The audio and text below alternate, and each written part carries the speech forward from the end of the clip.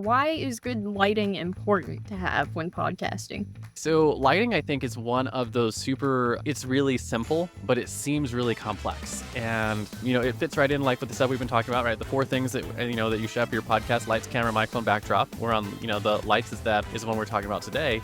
And lights are really important for, I think, two reasons. So one of them is the psychological thing. And the psychological thing is your eyeballs. Right. So when you are creating content, you are trying to connect with an audience who you're not in the room with, right? You're not actually speaking to these people. You are showing up over the internet, whether that's on TikTok or YouTube or, Apple TV or whatever it is. It's a disconnected form of communication. And because it's a disconnected form of communication, we have to get as much of our humanity to the other person as possible. And that all starts with your eyes. So if you don't have good lighting, your eyes will disappear. Welcome to PvP.fm, brought to you by Push Button Podcasts, your go-to resource for grabbing attention, building awareness, and creating authority in your marketplace. I'm Richard Matthews, your host and guide through the wonderful world of podcasting as a driver of business. Here, we teach how to use a multimedia podcast as the cornerstone of your omnipresent content marketing strategy.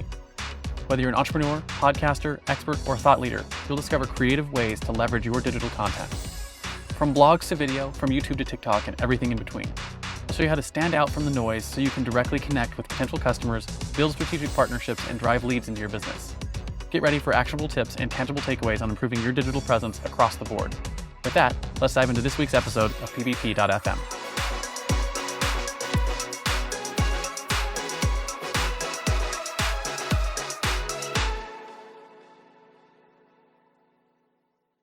Hello, everyone. Welcome back to the Push Button Podcast. Today, I have Richard Matthews here with me again, and we are going to be talking about lighting when you're recording your podcast. So, how you doing, Richard?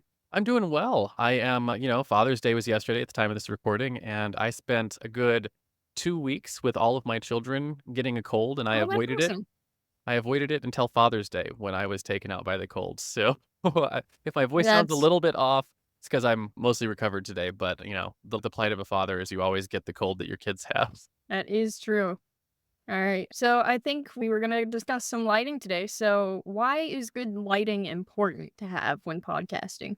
Yeah, absolutely. So lighting, I think, is one of those it's really simple, but it seems really complex. And, it fits right in like with the stuff we've been talking about, right? The four things that, that you should have for your podcast: lights, camera, microphone, backdrop. We're on, the lights is the one we're talking about today.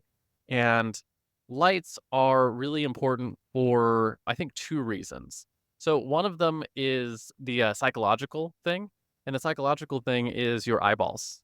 Right. So when you are creating content, you are trying to connect with an audience who you're not in the room with, right? You're not actually speaking to these people. You are showing up over the internet, whether that's on TikTok or YouTube or, Apple TV or whatever it is. It's a disconnected form of communication.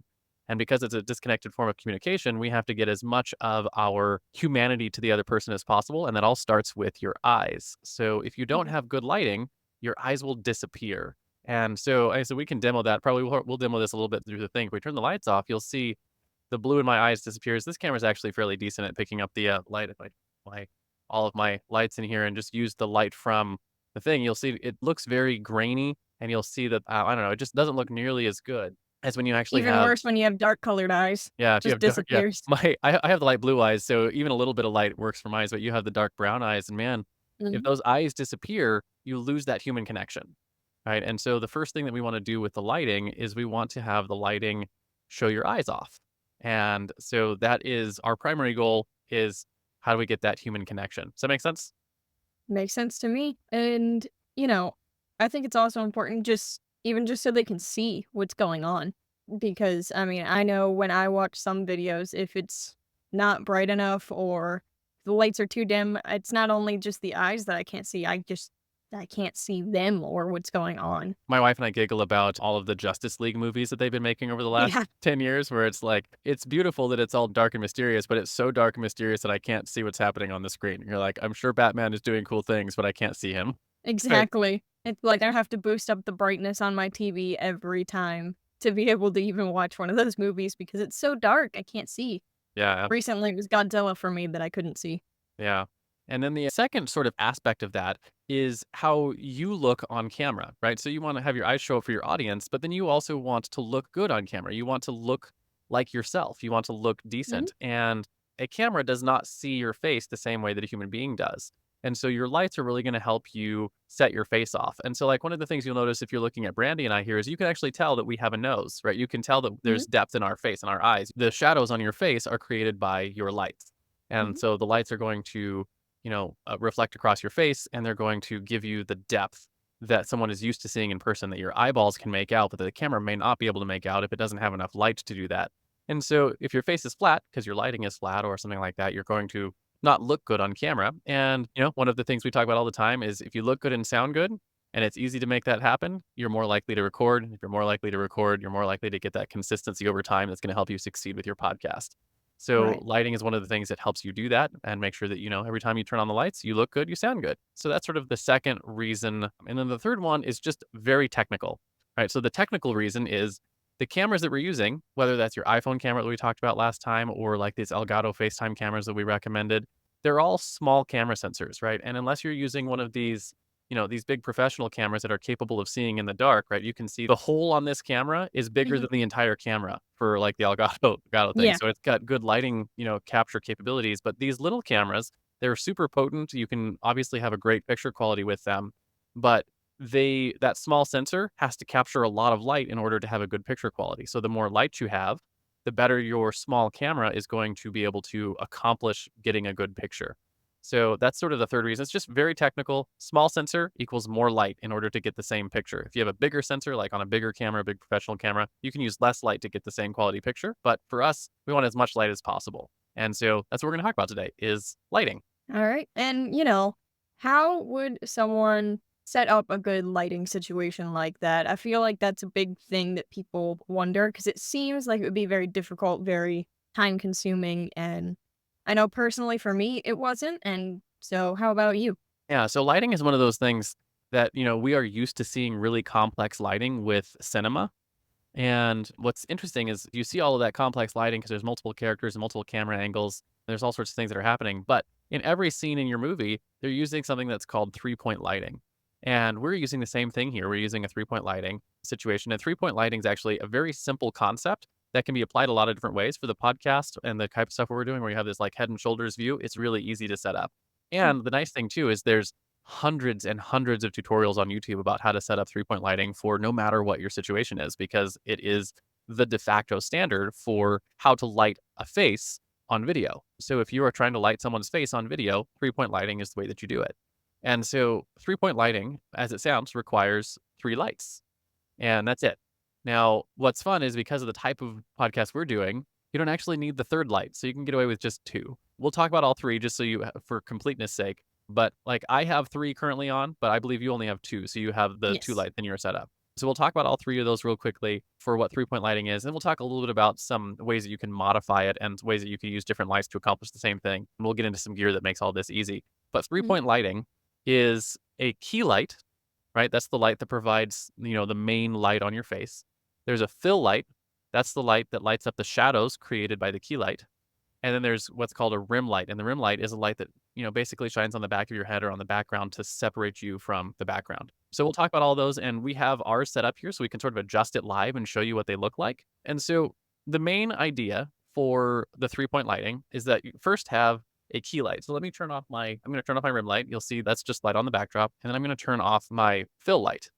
And so now I just have the key light. And so the key light is the light that's going to light up your face, right? And so you can see mine here. And I actually probably have it a little bit too bright for where I'm at. But what you're looking for with your key light is you're looking to basically light up most of your face and create the shadows on the other side of your face, right? That's going to give you that depth where you can tell that I have a nose. You can tell that I have eyes and things like that. And so your position for that key light, my hand was the light, I'm going to put the light up here and off to the right. That's where my light is, right? Mine is on the other side. So, Yeah, so up and over, that's my key light. And then you're going to want to adjust the brightness of that light. And so adjusting the brightness, if you have a light like the one we recommend, you'll have a little dial, you can just adjust the brightness for them.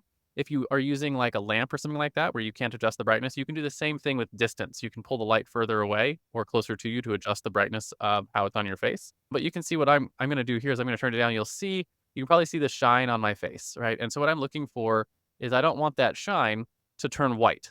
And so if I go a little bit here, you can see that shine has started to turn white. I'm just a little too bright right there, right? So if I pull it back just a little bit, so I go wherever the shine is and then just back a couple of steps, and you'll have a nice, good light for your key light.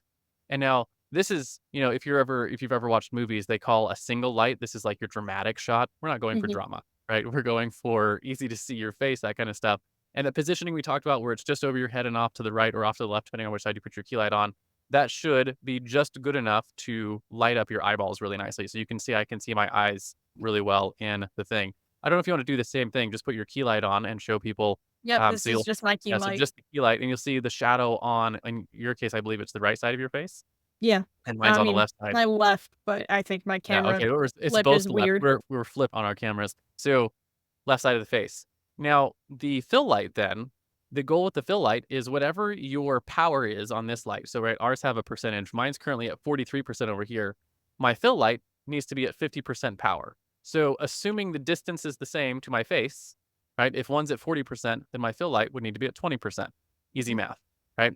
If you're using distance to control your lighting, if one's at 3 feet, then your fill light would need to be at 6 feet. Does that make sense? mhm, So we'll go ahead and turn the fill light on, and you'll see what it does immediately is it pulls up and it fills in the shadows over here so you can see the side of my face. But because it's less bright than the key light, it still kept that depth, right? So you can still tell that I have a nose, that I have eyebrows, and there's some 3D to my face. Does that make sense? mhm.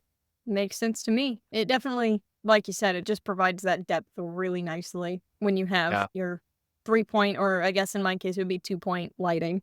So most people, you can get away with the 2-point lighting, right? Mhm, 2-point lighting will do what you need to do. And then if you want to go that extra little step, you can add in the third light. I don't actually have the third light the way that it's supposed to be set up. So your third light is designed to be shined at the back of your head.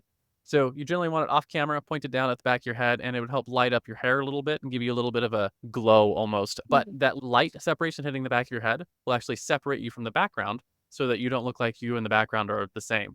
And so mine's a little bit higher than it should be just because of the small space that I'm in. But you can tell lighting up the background a little bit, it does separate me just a little bit. And so if I had better positioning, I might be able to show that off a little bit better. But your goal with that rim light is if your key light is over here to the right, your rim light's going to be off to the other side. So they'd be opposites behind you. mhm, Key light here, the rim light would shine on the back of your head the other direction. And that's a 3-point lighting setup. And the rim light you can just adjust until you get the color that you like on the back of your head. But that's it.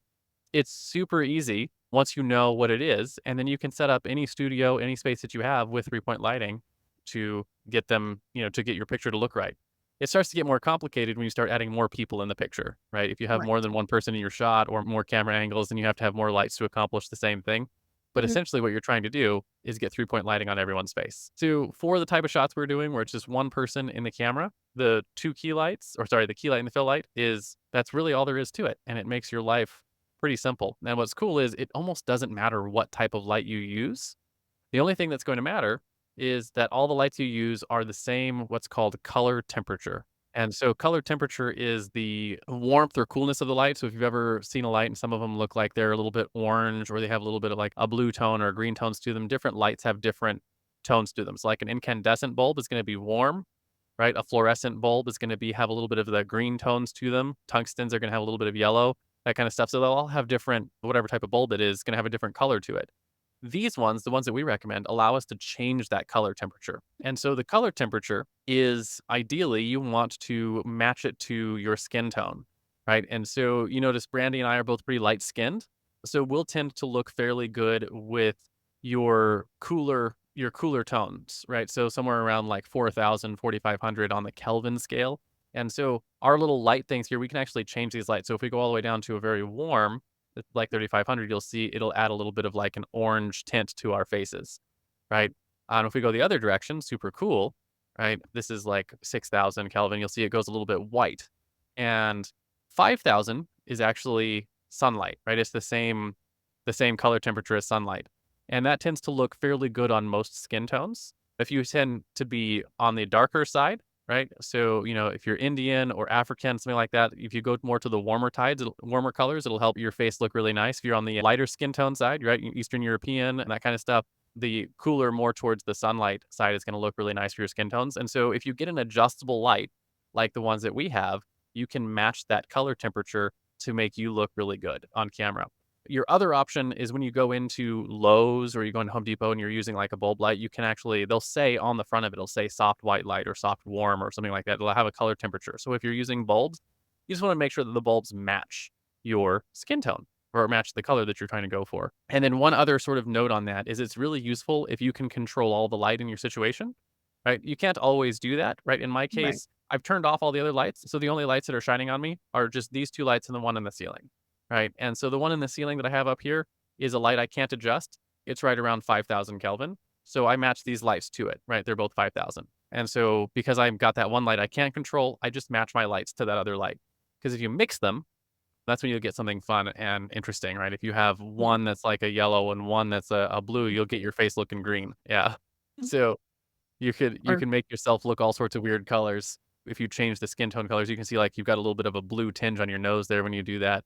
So you want to match your lights so they all have the same color temperature. And then what's important about that, one of the things that's really useful to note is your camera will have what's known as a white balance setting. Right. And so if you're using one of the cameras that we recommended, like the Elgato, what do we have in the face cam or the face cam pros, there's a white balance setting in there and it'll default to automatic. And when it defaults to automatic, what it's going to do is it's going to be like, I think this is what the color temperature of the light on your skin is, and it's going to match that. I'm going to go ahead and turn it off on mine, and then I'm going to manually adjust it, right? So I've got my lights set at 5,000. The color temperature on the camera is now set at 5,000. So everything sort of matches, and I should have fairly decent skin tone on that. And then you can always, this is where you can get in and, that's if you go add some of the green tint or you add some of the pink tint, you can do all sorts of strange things with it. I'm going to put it back to 0 on there so I don't look insane.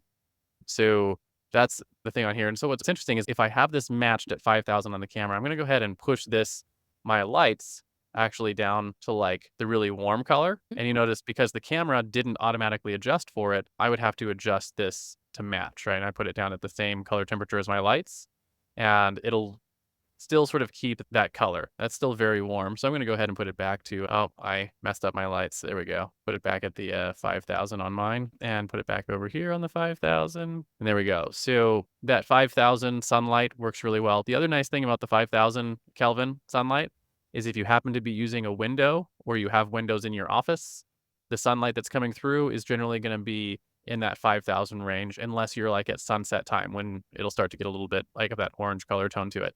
So the white balance is probably the most complicated part of your color stuff for your lights, which is why anytime we talk about lights, I always recommend getting ones that are adjustable, right? It is cheaper to use something like the bulbs from Lowe's or something like that, but getting these nice lights like the ones we have from Elgato, you can adjust the brightness, you can adjust the color temperature. They're nice small lights, and it makes your life for setting up your studio and just having it in a spot that you can just turn on and off really simple and easy. Mhm. So I think they're worth the investment for, I think these lights are $160 each. So two of them cost about $300 or so, $320 to get a couple of lights. And, you've got a couple of them. I got a couple of them. What are your thoughts on just like the equipment itself as far as using them and getting it set up? Personally, I really like them. They're super easy. I mean, if my desk wasn't such a mess, I'd move my camera so you can see, but they just kind of clamp on to my desk. So they have like a rod that attaches to the actual light itself, and I just screw it onto my desk and it's done. And that's all I gotta do. Yeah, So it's super they easy. were very easy to get set up. Yeah. I actually, I took the clamps off and I drilled them into the desk because I'm in an Mhm. RV and I needed a little bit more permanent setup for them. Yeah, a But I little have more them on stability. the same poles that they came with, and they're just really easy to set up. And then the cool thing is, if you want to get super fancy, we have, Elgato sells their little Stream Deck things that you can That's control the what I was brightness just and about stuff to talk from. about. Here, Yeah. I will show. I'll show them what they look like because mine is pretty. Mine is little. It only controls my lights, but mine are set to be Pokemon. But like, I can just do that, and my lights are off, on, and then these are my brightness. So if I want to turn up brightness, I can just hit those, and then right back down to where it was. Nice. Yeah. So the little Stream Deck things are super Yeah. cool, and Elgato sells those as an accessory. Otherwise, they give you a little software controller on your computer that you can just Mhm. drag the dials and do the same thing. The buttons are just for, it's mostly just because we're nerds and we thought they were cool technology, so we bought them and set them up in Pretty our much. studios. Are you ready to amplify your influence and stand out from the noise? Join Richard Matthews on pbp.fm as he explores the power of podcasting, social media, and strategic content to boost your reach. You'll discover the latest trends in video, audio, and influencer marketing, plus unlock insider tips to create binge-worthy content spotlighting you as a leader. With upbeat energy and clear, empowering advice, Richard guides publishers, experts, and entrepreneurs on starting a podcast, improving social strategy, and connecting with your perfect audience. Visit pbp.fm and book a podcast strategy session to start spreading your message today.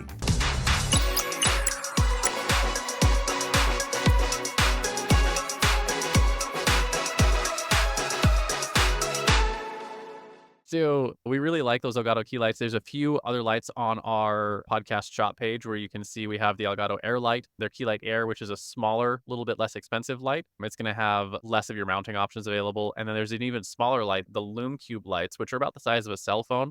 I actually used those Lume Cube lights for the first 200 or so episodes of my podcast. They came out before the key lights did. They're a little bit more expensive, but they're battery powered. So if you need to have a mobile studio, right, where like you're not always sure where you're going to set up, and then or you have to take them down regularly because you have either a small space or a multi-use space. The Lume Cubes are a nice small light that lets you take them down and put them back up again really easily.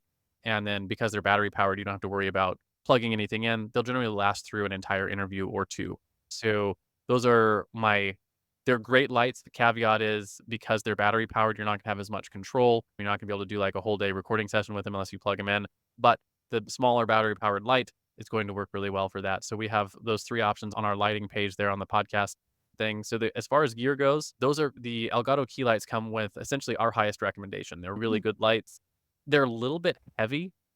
So, they do come with the mounting clamp and the pole and whatnot. So if you happen to have a flimsy desk or something like that, you might have to think about it because, I think they weigh like 2 or 3 pounds each. So they're Yeah, beefy. They're a beefy set of equipment. You can tell they're very you can hefty. tell they're well made. Yeah. I remember when I was pulling them out of the box to start setting them up, I was like, "Holy crap, that's a light?" Yeah, it's a very We beefy light. And Very then heavy. one of the other things that's really nice about the Elgato key lights that is very uncommon in the lighting situation is that they are what's called edge lit. And so rather than the LEDs pointing out of the light and shining right into your eyes, they're actually lit around the edge of the frame and the light is going into the light itself, into what's called the diffusion panel, the thing that actually looks like the light. So you can actually look directly into either of the lights and it doesn't impact your eyes.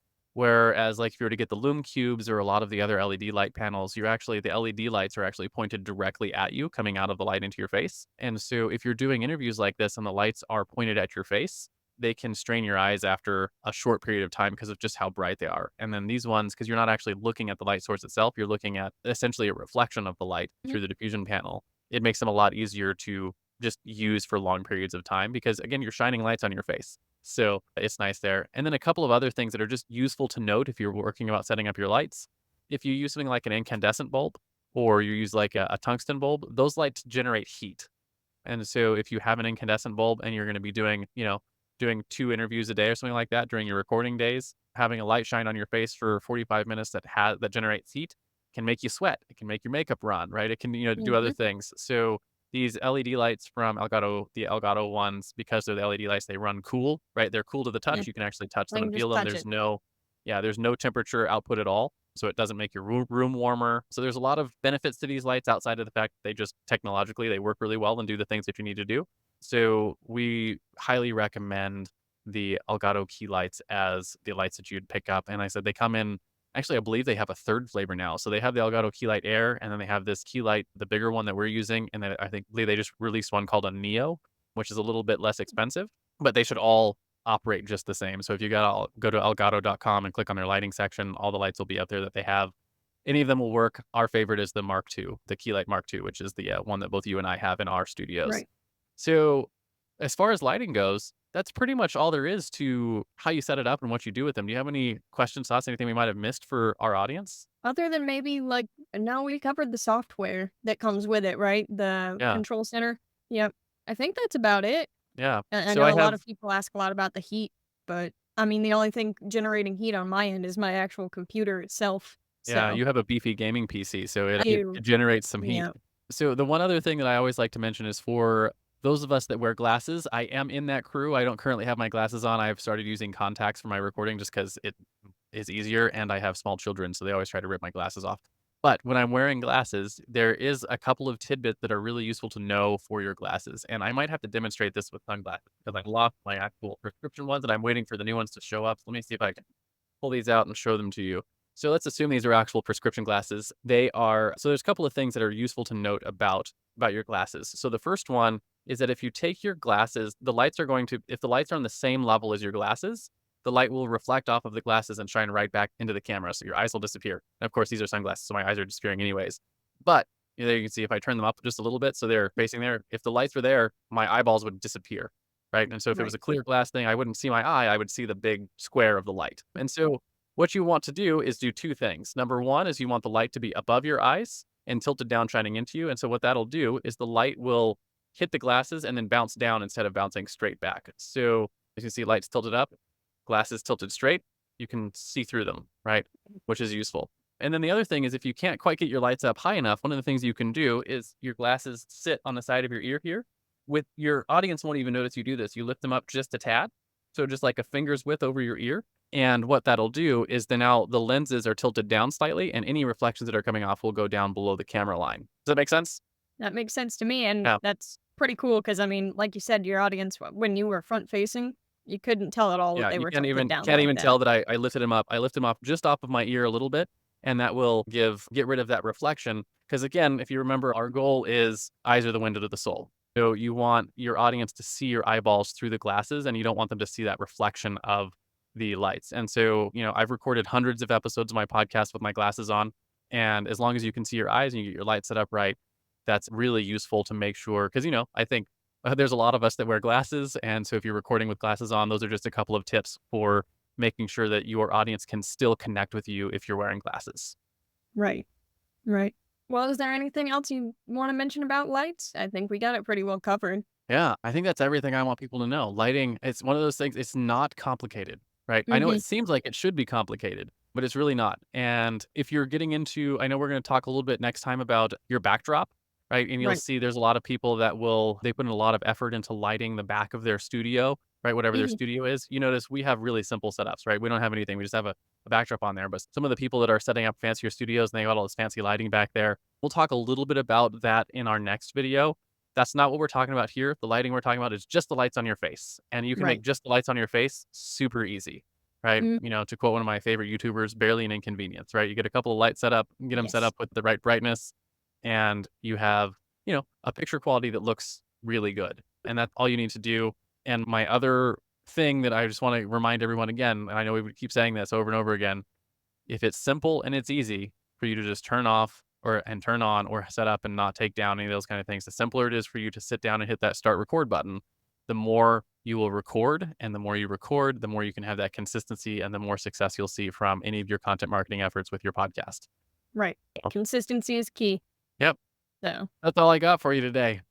alrighty. Well, thank you guys for tuning in, and thank you, Richard, for talking to us about some of that lighting. If you guys are wanting to see more, want to see us next week talk about our backdrops and everything, just go ahead and follow on whatever you're watching us on or listening to us on. So, thank you Awesome. Thanks for guys, and having me on again, Brandy. And I of know we course, got more episodes coming up, and I know we got more things going on with the podcast, Push Button Podcast brand, and what all we're doing here. So appreciate you mhm, being here. of course. All right. Well, thank you, and we'll see you later. Thanks for joining us this week on pbp.fm. Make sure to visit our website, pbp.fm, where you can subscribe to the show on Apple Podcasts, Spotify, or via RSS so you'll never miss a show. While you're at it, if you found value in the show, we'd appreciate a rating on Apple Podcasts. Or if you'd simply tell a friend about the show, that would help us out too. And if you'd like to get help building an omnipresent content marketing strategy with a podcast and you want help, you might want to book a podcast strategy session with us at pbp.fm. Just click the Book a Strategy Session button and book a time on our calendar. We look forward to speaking with you. And be sure to tune in next week for our next episode.